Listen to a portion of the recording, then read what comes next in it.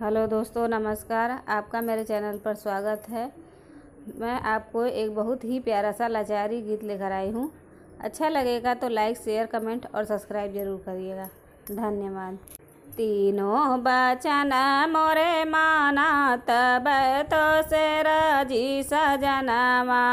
तीनों बचन मोरे माना तब तो से राजी सजनमा। तीनों बचन मोरे माना तबै तो से राजी सजनमा। चंद कही सूरुजवा का शीसा। चंद कही सूरुजवा का शीसा। तरई काटी कुली लियाई तबै तो से राजी सजनमा।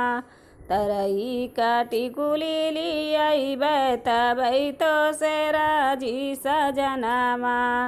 तीनों बचन मोरे माना तबै तो से राजी सजनमा।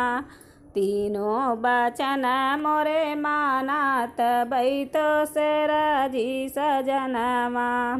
हवा का साड़ी बतासा कसाया।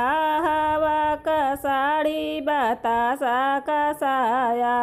पानी का छोलिया सियाया तबै तो से राजी सजनमा। पानी का छोलिया सियाया तबै तो से राजी सजनमा। तीनों बचन मोरे माना तबै तो से राजी सजनमा। तीनों बचन मोरे माना तबै तो से राजी सजनमा। गोड़े का गोड़ा पोछना मुड़वा के तकिया।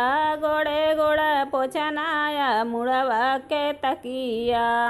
मुड़वा के तकिया गोड़े का गोड़ा पोछना। निहुरी निहुरी पैया लागे तबै तो से राजी सजनमा। निहुरी निहुरी पैया लागत तबै तो से राजी सजनमा।